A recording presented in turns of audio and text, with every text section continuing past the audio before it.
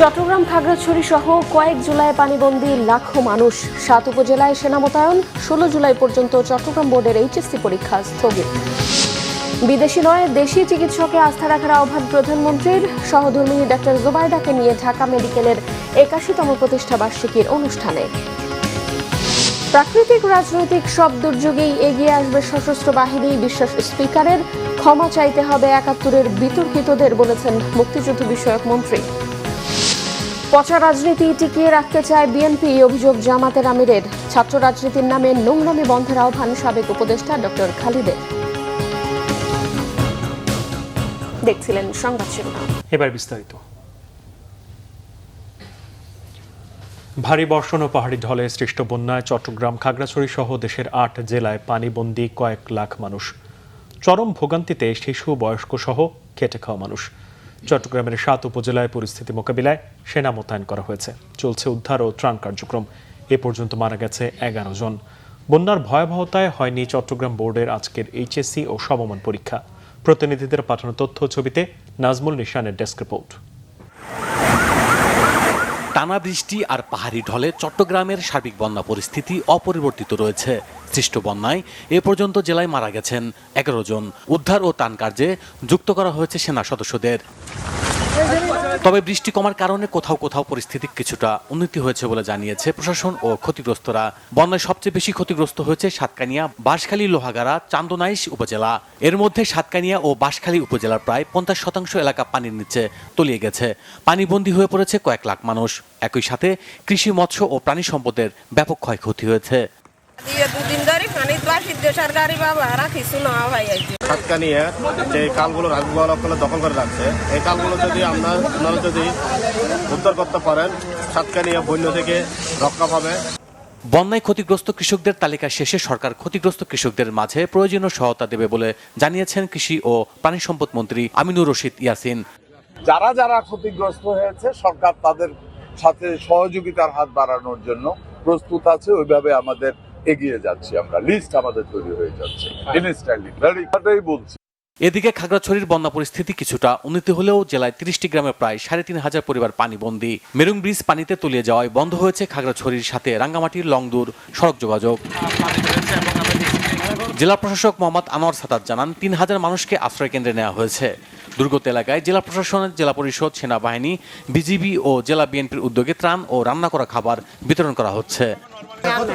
এখন তো চলাচল বিচ্ছিন্ন হয়ে গেছে। এখন অনেক লোকজনকে আশ্রয় কেন্দ্রে চলে যাচ্ছে। আমি 3 দিন ধরে খাবার দিয়ে দিচ্ছি। ছোট বাজারে আছে, ওই জায়গায় আছে ১০৪ পরিবার। এদের যে খানা দিয়ে আসলাম, এখন আসছে এই জায়গায় খানা দেবো, এগুলো নিয়ে যাবো। বৃষ্টি আর পাহাড়ি ঢলে বেড়েছে রাঙ্গামাটির কাপ্তাই হ্রদের পানি। এতে পানিবন্দী হয়েছে লংদু, বিলাইছড়ি, বড়গল, নানিয়ারচর ও জোড়াছড়ি উপজেলা প্রায় ২০,০০০ মানুষ। পাহাড় ধস আর বন্যায় সবচেয়ে বেশি ক্ষতিগ্রস্ত হয়েছে বাগেছড়ি উপজেলা। জেলায় ৪০টি আশ্রয়কেন্দ্র খোলার পাশাপাশি সরকারি ব্যবস্থাপনায় আশ্রয়কেন্দ্রগুলোতে তদারকি জোরদার করা হয়েছে বলে জানিয়েছেন জেলা প্রশাসন। অন্যদিকে বান্দরবানে বন্যা পরিস্থিতি অবনতির হয়েছে। তলিয়ে গেছে জেলা সদরের আর্মিপাড়া, মেম্বারপাড়া, শেরে বাংলা নগর, হাফেজঘোনা, ইসলামপুর। বিভিন্ন আশ্রয়কেন্দ্রে ও বহুতল ভবনে আশ্রয় নিয়েছেন এসব এলাকার বাসিন্দারা। ব্যাপক পাহাড় ধস ও ভয়াবহ বন্যার শঙ্কায় রয়েছে বলে জানিয়েছে প্রশাসন। এছাড়া হবিগঞ্জ সদর উপজেলার লস্করপুরের কালীগঞ্জ এলাকায় খোয়াই নদীর প্রতিরক্ষা বাঁধ ভেঙে প্লাবিত হয়েছে অন্তত 10টি গ্রাম। Bangla vision news desk. বন্যা পরিস্থিতির কারণে আগামী ১৬ জুলাই পর্যন্ত চট্টগ্রাম বোর্ডের এইচএসসি এবং সমমানের পরীক্ষা স্থগিত করা হয়েছে। সংবাদ সম্মেলনে জানিয়েছেন প্রধানমন্ত্রীর উপদেষ্টা মাহাদি আমিন। তিনি বলেন, বন্যা পরিস্থিতি বিবেচনায় ডিসিদের সঙ্গে আলোচনার প্রেক্ষিতেই এই সিদ্ধান্ত নেওয়া হয়েছে। বন্যা পরিস্থিতি মোকাবেলায় সরকারের কার্যক্রম প্রধানমন্ত্রী তারেক রহমান সার্বক্ষণিক মনিটরিং করছেন জানিয়ে তিনি বলেন, সরকারের দায়বদ্ধতা ও সর্বোচ্চ গুরুত্ব দিয়ে প্রাকৃতিক দুর্যোগ মোকাবেলায় বহুমুখী পদক্ষেপ নিয়েছে। দুর্গত এলাকায় প্রশাসনের সঙ্গে মিটিং করে জনগণের পাশে থাকারও নির্দেশনা দিয়েছেন প্রধানমন্ত্রী। প্রতিটি মন্ত্রণালয় গুরুত্বপূর্ণ ভূমিকা রাখছে তার নির্দেশনা অনুযায়ী। প্রধানমন্ত্রীর দলীয় নেতাকর্মীদের ত্রাণ কার্যক্রমে অংশ নেয়ার নির্দেশ দিয়েছেন বলেও জানান উপদেষ্টা। শিক্ষামন্ত্রী সংশ্লিষ্ট সব ডিসি মহোদয়দের সাথে মিটিং হওয়ার কথা, এবং আমি যতটুকু জানি সম্ভবত এই পরীক্ষাটা 16 তারিখ পর্যন্ত স্থগিত করা হচ্ছে। আমি সম্ভবত করলাম, বিকজ আমি ওই মিটিংটাতে ছিলাম না, বাট পরীক্ষাটা পিছানো হচ্ছে এবং 16 তারিখের পরে গিয়ে সংশ্লিষ্ট বোর্ডে এবং সংশ্লিষ্ট জেলাগুলোতে পরীক্ষা হবে বলে আমি জেনেছি। আগামী 24 থেকে 48 ঘন্টায় বন্যা পরিস্থিতির উন্নতি হতে পারে জানিয়েছে বন্যা পূর্বাভাস ও সতর্কীকরণ কেন্দ্র। আর আবহাওয়া অফিস বলছে দক্ষিণাঞ্চলে ভারী বৃষ্টিপাত কমলেও উত্তরবঙ্গে বেড়েছে বৃষ্টিপাতের সম্ভাবনা। বৃষ্টির কারণে রাজধানী ঢাকার মানুষও ভোগান্তিতে পড়েছে। বিস্তারিত সৈকত সাদিকের প্রতিবেদনে। টানা কয়েকদিনের ভারী বর্ষণে দেশের উত্তর পূর্ব ও দক্ষিণ পূর্বাঞ্চলের 7 জেলায় বন্যা পরিস্থিতি এখনও অব্যাহত রয়েছে। কোথাও পরিস্থিতির উন্নতি হলেও চট্টগ্রাম অঞ্চলে ভারী বৃষ্টির সম্ভাবনা থাকায় সেখানে বন্যা পরিস্থিতির পরিবর্তনের সম্ভাবনা কম। ফেনী অঞ্চলেও বন্যা সৃষ্টির আশঙ্কা রয়েছে বলে জানিয়েছেন বন্যা পূর্বাভাস ও সতর্কীকরণ কেন্দ্রের নির্বাহী পরিচালক। 5 থেকে 6 দিনে 1000 মিলিমিটারেরও অধিক বৃষ্টিপাত পরিলক্ষিত হয়েছে, যা মাসের স্বাভাবিক বৃষ্টিপাতের তুলনায়ও অতিরিক্ত পরিমাণে বেশি। তো এই কারণে মূলত নদীজনিত বন্যা, আকস্মিক বন্যা এবং একই সাথে জলাবদ্ধতা ইত্যাদি কারণে বন্যা পরিস্থিতি বিভিন্ন জায়গায় প্রবল আকার ধারণ করেছে। তবে বর্তমানে নদ নদীর পানি চট্টগ্রামের জেলাতে অধিকাংশ জায়গাতেই হ্রাস পেয়েছে গত 24 ঘন্টায়, এবং আগামী 24 ঘন্টায়ও কিছুটা ধীর গতিতে হ্রাস পাওয়ার প্রবণতা অব্যাহত থাকতে পারে। সারা দেশের মতো রাজধানীতেও বৃষ্টিপাত অব্যাহত রয়েছে। এতে করে কিছুটা ভোগান্তিতে পড়েছে জীবিকা নির্বাহের জন্য ঘর থেকে বের হওয়া মানুষ। ভোগান্তি হচ্ছে এই যে আমরা এক জায়গা থেকে এক জায়গায় মুভ করবো, যেহেতু ছাতাও নাই, এই জন্য একটু ভোগান্তি হচ্ছে আর কি। এই জন্য দাঁড়াই এলাম, যখন বৃষ্টিটা কমবে তারপর হয়তো ব্যাক করবো। হ্যাঁ, প্রচুর সমস্যা হচ্ছে ভাইয়া। অফিসে যাতায়াতে অনেক সমস্যা হচ্ছে, রিক্সা ঠিকমতো পাওয়া যায় না, রিক্সা ভাড়া ডাবল। সমস্যা হচ্ছে, কাজ কামে যাইতে পারি না। আবহাওয়া অফিস বলছে চট্টগ্রাম সহ দেশের দক্ষিণাঞ্চলে তৈরি হওয়া লঘুচাপটি দুর্বল হওয়ায় এই অঞ্চলে ভারী বৃষ্টিপাতের আশঙ্কা কম। রংপুর, ময়মনসিংহ এইসব জায়গায় বৃষ্টি আগামী 2 থেকে 3 দিন বৃষ্টি ওই দিক হবে, এবং ওই জায়গায় কিছুটা বৃষ্টি ভারী বর্ষণ সম্ভাবনা আছে। আসাম, মেঘালয়, ত্রিপুরা এইসব জায়গাতে যে বৃষ্টিটা হওয়ার কথা, কিন্তু ওই সব জায়গাতে ওই রকম অতি ভারী বর্ষণ নেই। যে বৃষ্টিটা হবে এটা বিশেষ করে আমাদের অভ্যন্তরের এলাকায়। মৌসুমী বায়ুর প্রভাবে দেশের সমুদ্র বন্দরগুলোকে 3 নম্বর স্থানীয় সতর্ক সংকেত দেখাতে বলেছে আবহাওয়া অফিস। সৈকত সাদিক, বাংলা ভিশন, ঢাকা। চিকিৎসার জন্য বিদেশে নয়, দেশের চিকিৎসকদের ওপর ভরসা রাখতে বললেন প্রধানমন্ত্রী তারেক রহমান। তার মতে আইন প্রয়োগ করে নয়, চিকিৎসকদের মানবিক আচরণ ও পেশাদারিত্বই চিকিৎসা ক্ষেত্রে বিদেশি নির্ভরতা কমাবে। প্রধানমন্ত্রী বলেন, চিকিৎসা সেবা জনগণের দোরগোড়ায় পৌঁছে দিতে চায় সরকার। রিপোর্ট করছেন সেকান্দার রহমান। ঢাকা মেডিকেল কলেজের 81তম প্রতিষ্ঠা বার্ষিকী শনিবার সকালে কলেজ ক্যাম্পাসের শহীদ মিলন চত্বরে শান্তির প্রতীক পায়রা ও বেলুন উড়িয়ে আনুষ্ঠানিক উদ্বোধন করেন প্রধানমন্ত্রী তারেক রহমান। এ সময় তার সহধর্মিণী ডাক্তার জুবাইদা রহমানও উপস্থিত ছিলেন। 1946 সালে 10 জন শিক্ষার্থী নিয়ে ঢাকা মেডিকেল কলেজের যাত্রা শুরু হয়। কলেজ অডিটোরিয়াম চত্বরে গাছের চারা রোপণ করেন প্রধানমন্ত্রী ও তার সহধর্মিণী। কলেজ ক্যাম্পাসে 2 ছাত্রী হলের চলমান প্রকল্পের বিষয়ে অবহিত হন প্রধানমন্ত্রী। উদ্বোধনী অনুষ্ঠান শেষে প্রধানমন্ত্রী মতবিনিময় সভায় অংশ নেন। স্বাস্থ্য ব্যবস্থার আধুনিকায়নে ঢাকা মেডিকেল কলেজের ভাবনা বিষয়ক আলোচনায় অংশ নেন শিক্ষার্থী ও চিকিৎসকরা। ঢাকা মেডিকেল কলেজের শিক্ষার্থী ও প্রধানমন্ত্রীর সহধর্মিণী ডাক্তার জুবাইদা রহমানও এ সময় বাংলাদেশের চিকিৎসা ব্যবস্থা নিয়ে কথা বলেন। একটি প্রতিষ্ঠানের প্রকৃত শক্তি তার অবকাঠামোতে নয়, তার মানুষের মধ্যে। ঢাকা মেডিকেল কলেজের সবচেয়ে বড় সম্পদ তার মেধা, তার মূল্যবোধ এবং তার মানুষ।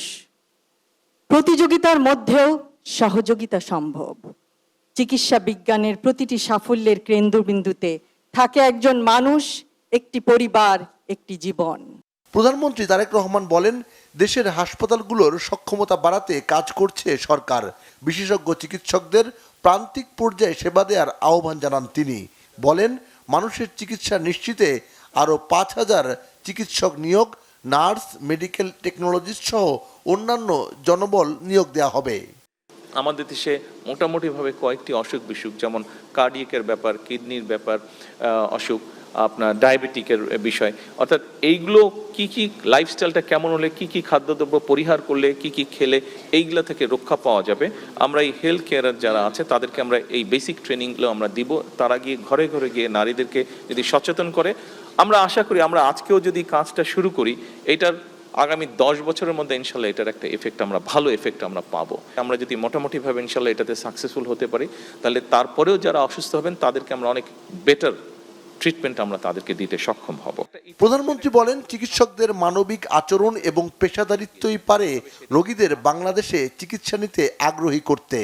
প্রতি বছর বাংলাদেশ থেকে ±5 বিলিয়ন ডলার চলে যাচ্ছে বিদেশে চিকিৎসার জন্য। আমাদের দেশের বহু মানুষ, লক্ষ লক্ষ মানুষ বিদেশে যাচ্ছেন চিকিৎসা করাতে।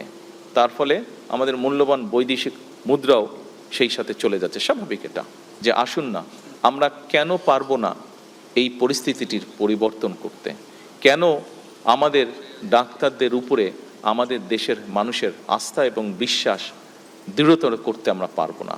এটি আমরা কোনো আইন দিয়ে করতে পারবো না, এটি আমরা কোনো প্রতিষ্ঠান দিয়ে আমরা করতে পারবো না।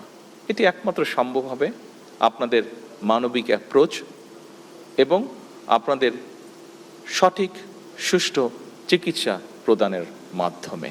চিকিৎসা বিজ্ঞানের অগ্রযাত্রায় যতই প্রযুক্তি নির্ভর হোক না কেন, তার কেন্দ্রবিন্দুতে সবসময় মানুষ থাকে। তাই প্রযুক্তির পাশাপাশি মানবিক চিকিৎসক হওয়ার পরামর্শও দেন প্রধানমন্ত্রী। সিকান্দার রেমান, বাংলাভিশন, ঢাকা। বিএনপির মিডিয়া সেলের আহ্বায়ক অধ্যাপক ডাক্তার মওদুদ হোসেন আলমগীর পাভেলের শারীরিক অবস্থার খোঁজ খবর নিয়েছেন প্রধানমন্ত্রী তারেক রহমান। শনিবার বিকেলে রাজধানীর একটি হাসপাতালে চিকিৎসাধীন ডাক্তার পাভেলকে দেখতে যান প্রধানমন্ত্রী। এ সময় প্রধানমন্ত্রী কর্তব্যরত চিকিৎসকদের সঙ্গে ডাক্তার পাভেলের চিকিৎসার সার্বিক অগ্রগতি নিয়ে বিস্তারিত আলোচনা করেন। সর্বোচ্চ গুরুত্বের সঙ্গে প্রয়োজনীয় চিকিৎসা সেবার কথাও বলেন। হৃদযন্ত্রে রক্ত সঞ্চালনে আকস্মিক জটিলতায় অধ্যাপক ডাক্তার পাভেল বর্তমানে ঢাকার একটি বিশেষায়িত হাসপাতালের করোনারি কেয়ার ইউনিটে চিকিৎসাধীন রয়েছেন। তিনি Bangladesh college of physicians and surgeons এর সভাপতির দায়িত্বেও আছেন।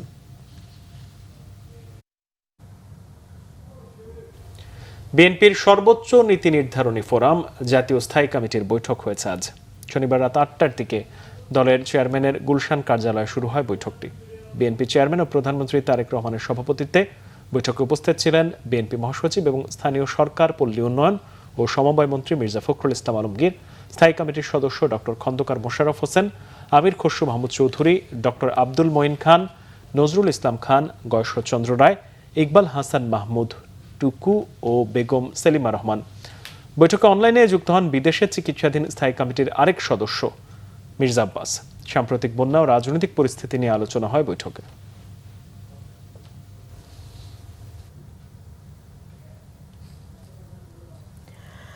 স্পিকার মেজর হাফিজ উদ্দিন আহমেদ বলেছেন, সামরিক বাহিনী জাতির সেবক। প্রাকৃতিক ও রাজনৈতিক দুর্যোগে দেশের স্বাধীনতা সার্বভৌমত্ব রক্ষায় তারা সবসময় এগিয়ে আসবে। এদিকে মুক্তিযুদ্ধ বিষয়ক মন্ত্রী আহমেদ আজম খান ৭১ নিয়ে বিতর্কিতদের দায় স্বীকার করে জাতির কাছে ক্ষমা চাওয়ার আহ্বান জানিয়েছেন। বিস্তারিত জানাচ্ছেন আহমেদ সরওয়ার। ১৯৪৮ সালের ভূমিকরণের প্রথম দিন থেকে ইস্ট বেঙ্গল রেজিমেন্ট ইতিহাস, ঐতিহ্য এবং বাংলাদেশের অভ্যুদয় বিষয়ক এক অনুষ্ঠানের আয়োজন করে অবসরপ্রাপ্ত সশস্ত্র বাহিনীর কর্মকর্তাদের কল্যাণমূলক সংগঠন রাওয়া। শনিবার রাওয়া ক্লাবে আয়োজিত অনুষ্ঠানে স্পিকার অবসরপ্রাপ্ত মেজর হাফিজ উদ্দিন আহমেদ বীর বিক্রম তার সেনা জীবনের স্মৃতিচারণ করেন। ইস্ট বেঙ্গল রেজিমেন্টে যোগ দেওয়ার স্মৃতি তুলে ধরে তিনি বলেন, এই রেজিমেন্ট তার আবেগ। রেজিমেন্ট ছিল আমাদের সব কিছুই। সারা পৃথিবী একদিকে, ইস্ট বেঙ্গল রেজিমেন্ট একদিকে। এখনও এই ৮২ বছর বয়সে, স্বাধীনতা এত বছর পর, রাস্তা দিয়ে যখন দেখি ইস্ট বেঙ্গল রেজিমেন্টের একজন সৈনিক হেঁটে যাচ্ছে, মার্চ করে যাচ্ছে, ট্রাকে বসে যাচ্ছে, ওই ক্যাপ ব্যাচটা দেখলে মনটা উদাস হয়ে যায়। কিসের স্পিকার, কিসের প্রধানমন্ত্রী, কিসের রাষ্ট্রপতি? Nothing like east Bengal regiment, nothing like being a soldier. এটা হলো আমার অনুভূতি। কথা বলেন দেশের প্রতি এই রেজিমেন্টের সদস্যদের অঙ্গীকার নিয়ে। এটি হলো জনগণের বাহিনী, জনগণের প্রভু নয়, জনগণের সেবক সামরিক বাহিনী। এই সামরিক বাহিনী জনগণের জন্যই সবসময় প্রস্তুত থাকবে। যেমন প্রাকৃতিক দুর্যোগে, তেমনিভাবে রাজনৈতিক দুর্যোগে, যে কোনো সময় বাংলাদেশের স্বাধীনতা সার্বভৌমত্ব অক্ষুণ্ণ রাখার জন্যে সামরিক বাহিনী সবসময় এগিয়ে আসবে এবং ঐতিহাসিক ভূমিকা রাখবে। এটাই সবসময় আমরা কামনা করি। অনুষ্ঠানে মুক্তিযুদ্ধ বিষয়ক মন্ত্রী আহমেদ আজম খান স্বাধীনতার পক্ষে বিপক্ষে কথা বলে দেশকে বিভক্ত না করার অনুরোধ জানান। আমি বলবো, ৭১ যাদের বিতর্কিত ভূমিকা ছিল যারা ৭১-এ মুক্তিযুদ্ধের বিপক্ষ হয়ে দাঁড়িয়েছিলেন তাদেরকে এগিয়ে আসতে হবে জাতির সামনে, তাদের এই বিষয়টাকে অকপট স্বীকার করে জাতির সামনে তাদেরকে ক্ষমা চাইতে হবে।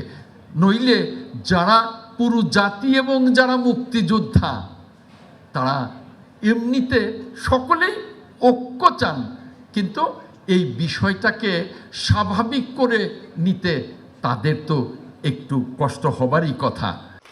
ইস্ট বেঙ্গল রেজিমেন্টে বীরত্ব গাঁথা তুলে ধরেন রাওয়া চেয়ারম্যান। দেশ স্বাধীন হওয়ার পরে সেই সাম্য, সামাজিক ন্যায় বিচার, মানবিক মূল্যবোধ কোথায় লুপ্ত হয়ে গেল? অস্ত্র ঘরে ঘরে ঝনঝনানি, মারামারি, কাটাকাটি। এই সেনাবাহিনীর ইস্ট বেঙ্গল রেজিমেন্টকে নিয়োগ দেওয়া হলো, সারা বাংলাদেশে তাদেরকে অস্ত্র উদ্ধার অভিযানে পাঠানো হলো, এই ইস্ট বেঙ্গল রেজিমেন্ট নেতৃত্ব দিল। এখানেই শুধু নয়, পার্বত্য চট্টগ্রাম রক্ষার জন্য এখনো পর্যন্ত ইস্ট বেঙ্গল রেজিমেন্ট তাদের জীবন দিচ্ছে। অনুষ্ঠানে বেশ কয়েকজন সেনা কর্মকর্তার লেখা বইয়ের মোড়ক উন্মোচন করা হয়। ধন্যবাদ সম্মানিত লেখকদের। আহমেদ সরোয়ার, বাংলা ভিশন, ঢাকা। দেশে পচা রাজনীতি টিকিয়ে রাখতে চায় বিএনপি, অভিযোগ করেছেন জামাত আমির ডাক্তার শফিকুর রহমান। রংপুরে 11 দলীয় ঐক্য জোটের বিভাগীয় সমাবেশে তিনি কথা বলেন। তার দাবি, বৈষম্য দূর করে পচা রাজনীতিকে বিদায় জানিয়েছিল 11 জোট, কিন্তু বিএনপি তা মানছে না। এ সময় তিস্তা সহ উত্তরের বৈষম্য ভাঙতে সবাইকে ঐক্যবদ্ধ থাকার আহ্বান জানান জোটের শীর্ষ নেতারা। রংপুর থেকে জুয়েল আহমেদের রিপোর্ট, ক্যামেরায় শাহনেওয়াজ জনি। বৃষ্টি উপেক্ষা করে হাজারো মানুষের অংশগ্রহণে রংপুরে হয়েছে 11 দলের বিভাগীয় সমাবেশ। দুপুরে স্থানীয় জেলা স্কুল মাঠে আয়োজিত সমাবেশে প্রধান অতিথি ছিলেন জামায়াত আমির ডাক্তার শফিকুর রহমান। বক্তব্য দেন এলডিপির চেয়ারম্যান অলি আহমদ ও এনসিপির আহ্বায়ক নাহিদ ইসলাম সহ জোটের শীর্ষ নেতারা। বক্তারা বিএনপির বিভিন্ন কর্মকাণ্ডের সমালোচনা করেন, বলেন গণঅভ্যুত্থানের সঙ্গে প্রতারণা করেছে বিএনপি। বিএনপির ইতিহাস প্রতারণার ইতিহাস। আমরা দেখেছি, ইতিহাসের দিকে তাকালে আমরা দেখতে পাবো বিএনপি সকল গণ অভ্যুত্থানের সুবিধাভোগী এবং সকল গণ অভ্যুত্থানের সাথে এই বিএনপি প্রতারণা করেছে। কেন প্রত্যেক দিন পুশিং করছেন? আমরা কেন ফরাক্কায় পানি পাচ্ছি না, তিস্তায় পানি পাচ্ছি না? আমাদের যে অভিন্ন নদীগুলি আছে, এই অভিন্ন নদীগুলি থেকে পানি কেন আসছে না? বৈষম্য ও পুরনো রাজনৈতিক সংস্কৃতি দূর করে নতুন ধারার রাজনীতি প্রতিষ্ঠায় সবাইকে ঐক্যবদ্ধ হওয়ার আহ্বান জানান বিরোধীদলীয় নেতা ডাক্তার শফিকুর রহমান। আমরা জাতির সাথে বেইমানি করতে পারবো না। জাতিকে আমরা কথা দিয়েছি, লড়াই আমরা করে যাব, গণভোট বাস্তবায়নে বাধ্য করব ইনশাআল্লাহ। আমরা আর কথার ফুলঝুড়ি শুনতে চাই না, দেখতে চাই না, আমরা বাস্তব পদক্ষেপ দেখতে চাই। এই সরকার যদি ব্যর্থ হয়, আগামীতে ইনশাআল্লাহ আপনাদের সহযোগিতা, দোয়া, ভালোবাসা, সমর্থন, ভোটে নির্বাচিত হয়ে 11 দল সরকার গঠন করে সেই দাবি বাস্তবায়ন করবে ইনশাআল্লাহ। জুলাই গণঅভ্যুত্থানের চেতনা ধরে রাখতে দেশবাসীর প্রতি আহ্বান জানান 11 দলীয় জোটের নেতারা। জুয়েল আহমেদ, বাংলা ভিশন, রংপুর। নিজেদের মধ্যে বিভেদ না করে জুলাই সনদের ভিত্তিতে গণভোট বাস্তবায়নে সরকারকে চাপ প্রয়োগের কথা জানিয়েছেন জামাতে ইসলামের সেক্রেটারি জেনারেল অধ্যাপক মিয়া গোলাম পরওয়ার।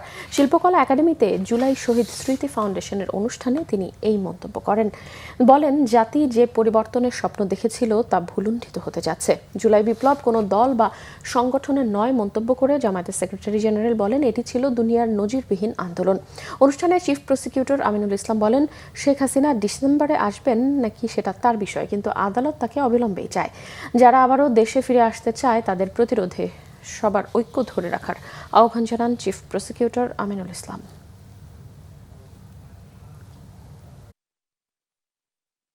আমাদেরকে একটা পলিটিক্যাল কনসেনসাস প্রয়োজন, জাতীয় ঐক্য প্রয়োজন। আমরা যেন নিজেরাই আবার সংখ্যাগরিষ্ঠতার ক্ষমতা পেয়ে জাতিকে বিভক্ত করে জুলাইয়ের রক্তের সাথে বেইমানি না করি, এটাই হোক আজকের প্রকাশন অনুষ্ঠানে দৃঢ় অঙ্গীকার। তো আপনাকে তো আমরা কালকেই চাই, অতএব কোনো স্ট্যান্ডবাজি করবেন না।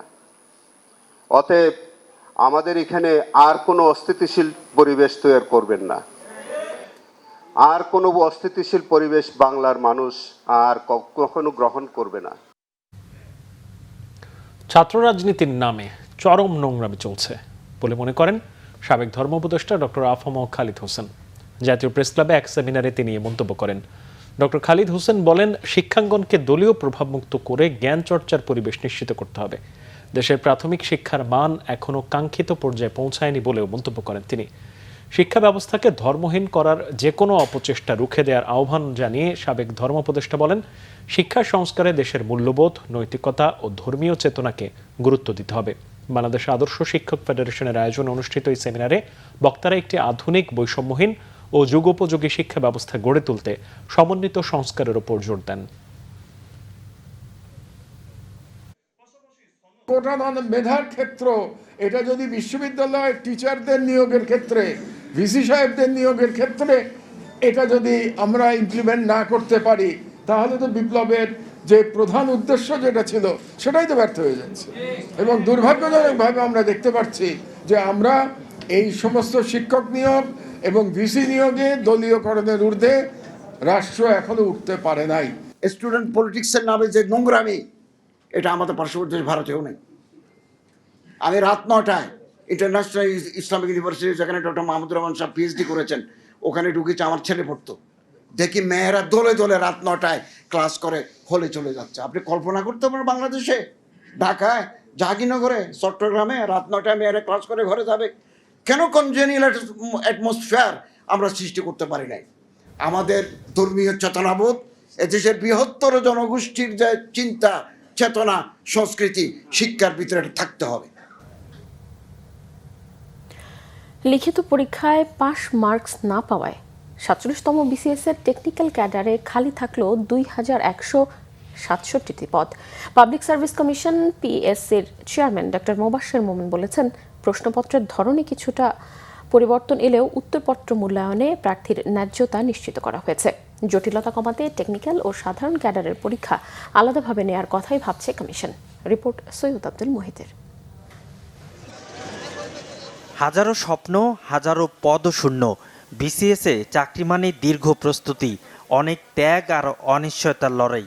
কিন্তু এবার সেই লড়াইয়ের শেষ প্রান্তে থেমে গেছে 2000-এর বেশি টেকনিক্যাল ক্যাডারের পদপ্রার্থী। পদও ছিল, প্রার্থীও ছিল, তবুও সুপারিশ করা যায়নি।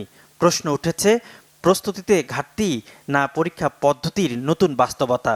পিএসসির তথ্যমতে 47তম বিসিএসে শূন্য পদ 3487টি, ক্যাডার পদে 1320, এর বাইরে 201 জনকে নন ক্যাডারে সুপারিশ করে কমিশন।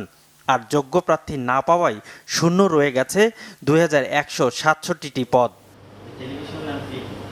বাংলাভিশনকে একান্ত সাক্ষাৎকারে পিএসসি চেয়ারম্যান ডক্টর মোবাশ্বের মোমেন বলছেন, এই ফল কমিশনের কাছেও অস্বস্তিকর।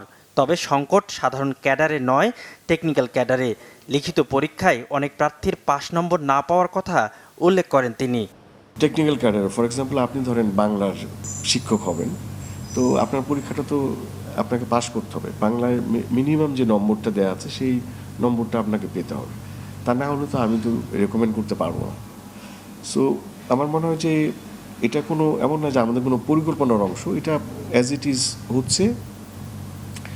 ইয়েস, একটা জিনিস আমরা করার চেষ্টা করেছি, সেটা হলো যে প্রশ্নপত্রের যে ধরন, সেই ধরনের মধ্যে একটু পরিবর্তন এনেছি। ফল প্রকাশের পর খাতা মূল্যায়ন পদ্ধতি নিয়ে করা অভিযোগ নাকচ করে দিয়েছেন পিএসসি চেয়ারম্যান। এমন কোনো ইনস্ট্রাকশন আমরা দিইনি যে কাউকে ফেল করাতে হবে, অফকোর্স না। এটা কখনো, এটা আমরা কোনো অন্যায় এই কমিশন করবে না। এখানে বিষয়টা হয় যে আমরা সার্কুলার পদ্ধতিতে খাতা দেখার বিষয়টা আমরা এখন করছি, এটাতে কোয়ালিটি ইভ্যালুয়েশন হয় আমার কাছে মনে হয়, এবং এটা কিন্তু স্বীকৃত। আমি আপনার কাছে জানতে যেটা চাইছি, আপনাকে টু দি পয়েন্ট আনসারটা করতে হবে। আমি মনে করি যে এটা এখানে একটা ঘাটতি হয়তো বা আছে।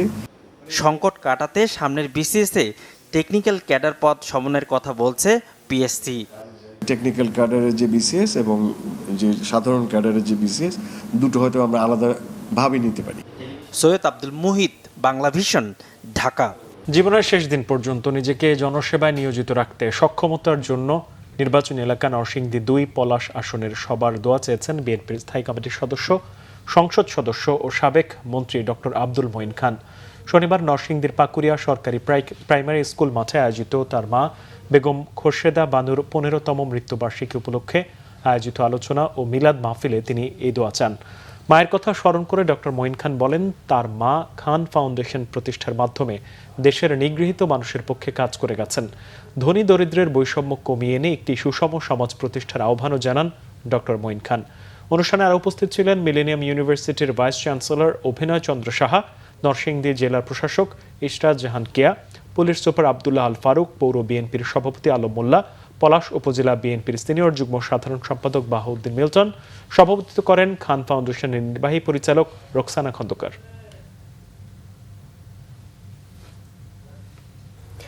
শিক্ষায় সেশন জট নিরসনে কাজ করছে সরকার। তারই ধারাবাহিকতায় শিক্ষা ব্যবস্থায় পরিমার্জন করা হয়েছে। পর্যায়ক্রমে আরও পরিবর্তন হবে জানিয়েছেন শিক্ষামন্ত্রী এহসানুল হক মিলন। আশুলিয়ায় গণবিশ্ববিদ্যালয় দিবস ও বৃত্তি প্রদান অনুষ্ঠান শেষে সাংবাদিকদের এই কথা বলেন শিক্ষামন্ত্রী। তিনি জানান, সিলেবাস কারিকুলামে সময় মতো শিক্ষা কার্যক্রম শেষ করা হবে, সেশন জট মুক্ত হবে শিক্ষা কার্যক্রম। বলেন, কর্মমুখী ও আনন্দময় শিক্ষা ব্যবস্থার উদ্যোগ নিয়েছে সরকার। সরকারি ও বেসরকারি প্রাথমিক বিদ্যালয়গুলোর বৈষম্য নিরসনের উদ্যোগের কথাও জানান মন্ত্রী। গণবিশ্ববিদ্যালয়ে অধ্যাপক ডক্টর ফুয়াদ হোসেনের সঞ্চালনায় অনুষ্ঠানে বিশেষ অতিথি ছিলেন ঢাকা 19 আসনের সংসদ সদস্য ডক্টর দেওয়ান মোহাম্মদ সালাউদ্দিন, ঢাকা 20 আসনের তমিজ উদ্দিন সহ বিশ্ববিদ্যালয়ের বিভিন্ন অনুষদের ডিন, শিক্ষক ও শিক্ষার্থীরা। মাঠ পর্যায়ের কর্মকর্তাদের উদাসীনতার কারণেই মিড ডে মিলে মানহীন খাবার সরবরাহ হচ্ছে বলে তাদেরকে মানবতার শত্রু বলেছেন বিএনপির সিনিয়র যুগ্ম মহাসচিব ও প্রধানমন্ত্রীর উপদেষ্টা রুহুল কবির রিজভী। শনিবার মণিপুর স্কুল অ্যান্ড কলেজের বার্ষিক প্রশিক্ষণ কর্মশালার সমাপনী অনুষ্ঠানে তিনি এসব কথা বলেন। রুহুল কবির রিজভী আরও বলেন, মানসম্মত শিক্ষা নিশ্চিত করতে না পারলে নতুন প্রজন্মকে বৈশ্বিক প্রতিযোগিতায় টিকে থাকার উপযুক্ত করে গড়ে তোলা যাবে না। অনুষ্ঠানে বিশেষ অতিথির বক্তব্যে ক্রীড়া প্রতিমন্ত্রী আমিনুল হক বলেন, খেলাধুলাকেও পেশা হিসেবে প্রতিষ্ঠার জন্য কাজ করছে সরকার। খেলাধুলা বিষয়টি স্কুলে বাধ্যতামূলক করা হবে বলেও জানান তিনি। প্রধানমন্ত্রীর তথ্য ও সম্প্রচার উপদেষ্টা ডক্টর জায়েদুর রহমান বলেছেন, শিক্ষার্থীদের নিজেদের দক্ষ করে গড়ে তুলতে হবে, ভালো মানুষও হতে হবে। রাজধানীর অতীশ দীপঙ্কর বিশ্ববিদ্যালয়ে নবীনবরণ অনুষ্ঠানে একথা বলেন তিনি। তথ্য ও সম্প্রচার উপদেষ্টা বলেন, বাংলাদেশ ভবিষ্যতে যে ফাইট করতে চায়, যদি তার জন্য তরুণদের দরকার হবে। এজন্যই বর্তমান এআই যুগে তরুণদের দক্ষ হওয়ার পরামর্শ তার। এজন্য বিশ্ববিদ্যালয়গুলোতে শিক্ষা কারিকুলামে সেই মান নেয়ার তাগিদ দেন ডক্টর জায়েদ। পাশাপাশি তিনি সতর্ক করে বলেন, এআইয়ের কারণে দক্ষ হলেও কর্মসংস্থান না হতে পারে। এ কারণে পৃথিবীর বিবর্তনের খবরাখবর শিক্ষার্থীদের রাখার পরামর্শ দেন তিনি। অনুষ্ঠানে নবীন শিক্ষার্থীদের পাশাপাশি বিশ্ববিদ্যালয়ের উপাচার্য সহ অন্যান্যরা উপস্থিত ছিলেন। কৃত্রিম বুদ্ধিমত্তা ও প্রযুক্তিগত উদ্ভাবনী তৈরি পোশাক খাত উন্নয়নে আগামী দিনের মূল চ্যালেঞ্জ। এই চ্যালেঞ্জ মোকাবিলার প্রতিশ্রুতি নিয়ে আগামী 20 জুলাই ঢাকায় বসছে 2 দিনের বায়লা ফিউচার সামিট। দুপুরে রাজধানীর একটি হোটেলে Bangladesh apparel youth leader alliance বায়লার সংবাদ সম্মেলনে এই তথ্য জানানো হয়। সংবাদ সম্মেলনে বায়লার সভাপতি আবরার হোসেন সায়েম এই তথ্য জানান। তিনি জানান, 2030 সালের মধ্যে বাংলাদেশকে বিশ্বে অ্যাপারেল খাতের হাব হিসেবে গড়ে তোলাই এই সামিটের মূল লক্ষ্য। সম্মেলনে পোশাক খাতের চ্যালেঞ্জ, বিকল্প অর্থায়ন এবং প্রযুক্তিগত উৎকর্ষতা নিয়ে আলোচনার পাশাপাশি তরুণ শিক্ষার্থীরা সরাসরি তাদের স্বপ্ন দেখানো প্রেজেন্টেশন দেশখ্যাত শিল্প নেতাদের সামনে উপস্থাপনের সুযোগ পাবেন। বায়লার প্রথম সহসভাপতি হাসিন আরমান অয়ন জানান, এবারের সামিটের প্রধান আকর্ষণ বায়লা ফিউচার লিডার্স প্রতিযোগিতা। এই আয়োজনের মধ্য দিয়ে উদ্ভাবকদের পুরস্কৃত করার পাশাপাশি সরাসরি কর্মসংস্থানের সুযোগ দেওয়া হবে বলে জানান আয়োজকরা। সাংবাদিকদের পেশাগত দক্ষতা বৃদ্ধিতে আরও গুরুত্ব দেওয়ার আহ্বান জানিয়েছেন বাংলাদেশের বেসরকারি টেলিভিশনের বার্তা প্রধান ও সম্পাদকরা। ঢাকা রিপোর্টার্স ইউনিটি ডিআরইউ আয়োজিত মতবিনিময় সভায় তারা এই আহ্বান জানান। শনিবার ডিআরইউতে বেসরকারি টেলিভিশনের সম্পাদক, বার্তা প্রধান ও জ্যেষ্ঠ সাংবাদিকদের সঙ্গে মতবিনিময় সভার আয়োজন করা হয়। সাংবাদিকতার বর্তমান চ্যালেঞ্জ, পেশাগত মান উন্নয়ন, সাংবাদিকদের কল্যাণ এবং ডিআরইউ এর ভবিষ্যৎ কার্যক্রম নিয়ে আলোচনা হয় অনুষ্ঠানে। এ সময় বার্তা প্রধানরা সাংবাদিকদের পেশাগত দক্ষতা বৃদ্ধি, তথ্য প্রাপ্তির সুযোগ সম্প্রসারণ এবং সাংবাদিকদের সংশ্লিষ্ট বিভিন্ন বিষয় নিয়ে তাদের মতামত তুলে ধরেন। একই সঙ্গে নিরপেক্ষতা বজায় রেখে সাংবাদিকদের দক্ষতা বৃদ্ধি, তথ্য প্রাপ্তির সুযোগ নিশ্চিত করা এবং পেশাগত মান উন্নয়নে ডিআরইউ এর আরও কার্যকর ভূমিকার উপরও গুরুত্ব আরোপ করেন বক্তারা। 19 দিনের ব্যবধানে আজ দ্বিতীয়বারের মতো খোলা হয়েছে সিলেটের হযরত শাহজালাল রহমাতুল্লাহ আলাইহি মাজারের দান বাক্স। গণনা শেষে মিলেছে 47,10,153 টাকা। সংগৃহীত টাকা ব্যাংকে জমা দেওয়া হবে। সকালে দান বাক্স খোলার পর প্রশাসন ও মাজার কর্তৃপক্ষের প্রতিনিধিদের উপস্থিতিতে টাকা গণনা শুরু হয়। মাজারের আর্থিক ব্যবস্থাপনা তদারকিতে গঠিত উচ্চ পর্যায়ের কমিটির তত্ত্বাবধানে এবারের গণনা করা হয়েছে। গত 12 জুন তৎকালীন জেলা প্রশাসক সারওয়ার আলমের উদ্যোগে হযরত শাহজালাল রহমতুল্লাহ আলাইহি ও হযরত শাহপরান রহমতুল্লাহ আলাইহি মাজারে দানের টাকা গণনা শুরু হয়। 18 জন মাজারে নতুন 4টি দান বাক্স বসানো হয় এবং দীর্ঘদিনের ঐতিহ্যবাহী 3টি দানের ডেকচি ও একটি দান বাক্স সিলগালা করা হয়। পরবর্তীতে 22 জুন ঐতিহাসিক দানের ডেকচি ও দান বাক্স প্রথমবারের মতো প্রকাশ্যে খোলা হয়।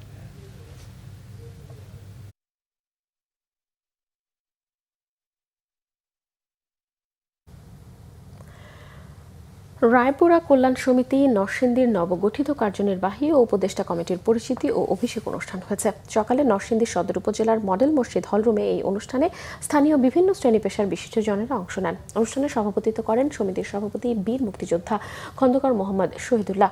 প্রধান অতিথি ছিলেন নরসিংদী সরকারি কলেজের প্রাক্তন অধ্যক্ষ প্রফেসর গোলাম মোস্তফা মিয়া। স্বাগত বক্তব্য দেন সমিতির সাধারণ সম্পাদক মোহাম্মদ মহসিন হোসাইন বিদ্যুৎ। বিশেষ অতিথি ছিলেন ফরিদপুর মেডিকেল অ্যাসিস্ট্যান্ট ট্রেনিং স্কুলের অধ্যক্ষ ডক্টর সৈয়দ আমিরুল হক শামীম, শিক্ষা অনুরাগী ও সমাজসেবক জাহাঙ্গীর আলম বাদল, সাইফুল ইসলাম বাহাদুর, অধ্যাপক মোহাম্মদ ওয়াহিদুজ্জামান সহ গণ্যমান্য ব্যক্তিরা। অনুষ্ঠান সঞ্চালনা করেন সমিতির সিনিয়র সহ সভাপতি এম মোজাম্মেল হক। পরিচিতি ও অভিষেক পর্বের মাধ্যমে নবগঠিত কার্যনির্বাহী ও উপদেষ্টা কমিটির সদস্যরা আনুষ্ঠানিকভাবে দায়িত্ব গ্রহণ করেন। এবার আরো কিছু খবর নিয়ে দেখুন একটি ডেস্ক রিপোর্ট।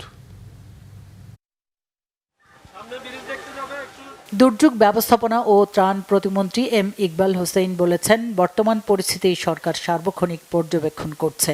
প্রধানমন্ত্রী নিজেও বন্যা দুর্গত মানুষের খোঁজ খবর রাখছেন। আপাতত ক্ষতিগ্রস্ত মানুষের খাদ্য সহায়তার বিষয়টিকে সর্বোচ্চ গুরুত্ব দেওয়া হচ্ছে। পরবর্তীতে ক্ষতিগ্রস্ত ঘরবাড়ি পুনর্নির্মাণ, অবকাঠামো সংস্কার এবং ফসলি জমির ক্ষতি পুষিয়ে নিতে প্রয়োজনীয় সরকারি সহায়তা দেওয়া হবে। খাগড়াছড়ির বন্যা দুর্গত বিভিন্ন এলাকা পরিদর্শন এবং ক্ষতিগ্রস্ত মানুষের মাঝে ত্রাণ সামগ্রী বিতরণকালে তিনি এসব কথা বলেন।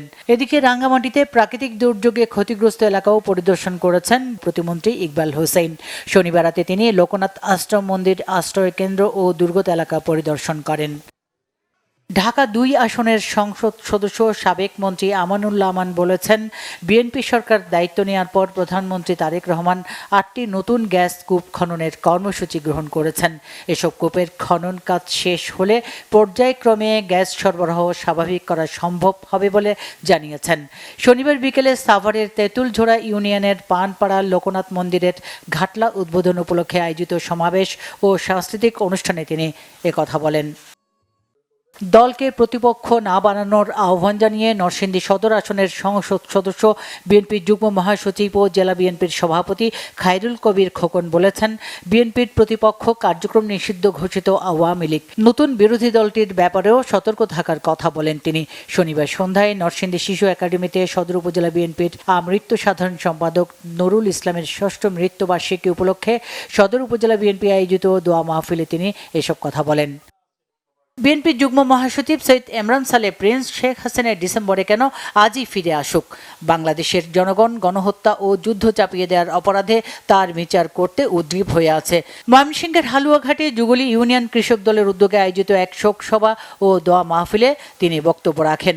অনুষ্ঠানে বিএনপির যুগ্ম মহাসচিব বলেন, গণ অভ্যুত্থান ও নির্বাচন পরবর্তী তারেক রহমানের নেতৃত্বে গণতন্ত্র ও উন্নয়ন অভিযাত্রার বিরুদ্ধে দেশকে অস্থিতিশীল করতে ফ্যাসিস্টরা ষড়যন্ত্র শুরু করেছে। পূর্বাচল ভ্যালিতে দ্বিতীয় ধাপের প্লট হস্তান্তর সম্পন্ন আস্থার নতুন দৃষ্টান্ত স্থাপন, বাংলাদেশের আবাসন খাতে নির্ভরযোগ্যতা, পরিকল্পিত উন্নয়ন ও প্রতিশ্রুতি বাস্তবায়নের ধারাবাহিকতায় সিটিমেড রিয়েল এস্টেট অ্যান্ড ডেভেলপমেন্ট লিমিটেডের পূর্বাচল ভ্যালি প্রকল্পের দ্বিতীয় ধাপের প্লট হস্তান্তর কার্যক্রম সফলভাবে সম্পন্ন হয়েছে। এশিয়ান হাইওয়ের পাশে গড়ে ওঠা এই আধুনিক আবাসন প্রকল্পে বাংলাদেশ নৌবাহিনীর কর্মকর্তাদের জন্য নির্মিত নেভাল অফিসার্স হাউজিং সোসাইটির সদস্যদের কাছে দ্বিতীয় ধাপের প্লট হস্তান্তরের মাধ্যমে পূর্বাচল ভ্যালি তার প্রতিশ্রুতি বাস্তবায়নের আরেকটি গুরুত্বপূর্ণ মাইল ফলক অতিক্রম করল। পূর্বাচল ভ্যালি শুধু একটি আবাসন প্রকল্প নয়, এটি একটি পরিকল্পিত নানা নাগরিক সুযোগ সুবিধা নিয়ে আধুনিক ও সমন্বিত স্মার্ট টাউনশিপ। ভবিষ্যতেও সব গ্রাহকের কাছে নির্ধারিত সময়ের মধ্যে প্লট হস্তান্তরের প্রতিশ্রুতি বাস্তবায়নে প্রতিষ্ঠানটি অঙ্গীকারাবদ্ধ।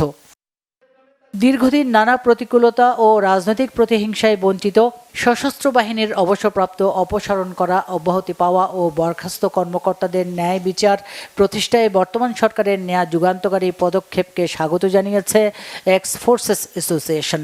আলোচনায় প্রতিরক্ষা উপদেষ্টার গতিশীল নেতৃত্বে সশস্ত্র বাহিনীর আধুনিকায়ন, পেশাদারিত্ব বৃদ্ধি ও ইতিবাচক সংস্কারের প্রশংসা করা হয়। সব বঞ্চিত সামরিক কর্মকর্তা ও সদস্যদের ফাইলগুলো দ্রুত নিষ্পত্তি, প্রয়োজনীয় পুনর্বাসন, প্রাপ্য আর্থিক সুবিধা দ্রুত সময়ের মধ্যে নিশ্চিত করার দাবি জানানো হয়। চট্টগ্রামের অবহেলিত ও বঞ্চিত উত্তর ফটিকছড়ির সাধারণ মানুষের দাবি উপেক্ষা করে গণশুনানির রায় জালিয়াতির মাধ্যমে উপজেলা সদর দপ্তরকে আবারও দক্ষিণ অঞ্চলের দিকে স্থানান্তরের অপচেষ্টা চালানো হচ্ছে বলে অভিযোগ করেছে উত্তর ফটিকছড়ির সচেতন নাগরিক পরিষদ ঢাকা। রাজধানীর জাতীয় প্রেস ক্লাবে এক সংবাদ সম্মেলনে পরিষদের নেতারা এ ব্যাপারে তীব্র প্রতিবাদ জানান এবং প্রধানমন্ত্রী তারেক রহমানের হস্তক্ষেপ কামনা করেন। এতে উপস্থিত ছিলেন অবসরপ্রাপ্ত অতিরিক্ত সচিব শওকত আকবর, বিএনপি নেতা ও বিজিএমই এর পরিচালক রাকিবুল আলম চৌধুরী সহ গণ্যমান্যরা।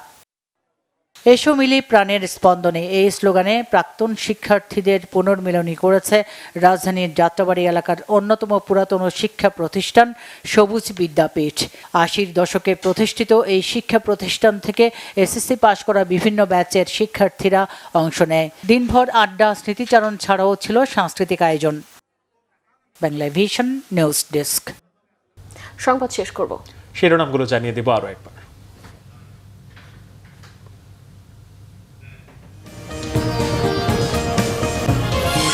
চট্টগ্রাম, খাগড়াছড়ি সহ কয়েক জেলায় পানিবন্দী লাখো মানুষ।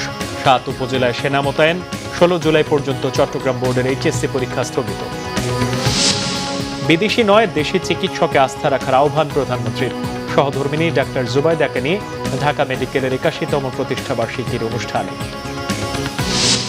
প্রাকৃতিক, রাজনৈতিক সব দুর্যোগেই এগিয়ে আসবে সশস্ত্র বাহিনী, বিশ্বাস স্পিকারের। ক্ষমা চাইতে হবে ৭১-এর বিতর্কিতদের, বলেছেন মুক্তিযুদ্ধ বিষয়ক মন্ত্রী। পচা রাজনীতি টিকিয়ে রাখতে চায় বিএনপি, অভিযোগ জামাত আমিরের। ছাত্র রাজনীতির নামে নোংরামি বন্ধের আহ্বান সাবেক উপদেষ্টা ডক্টর খালিদের।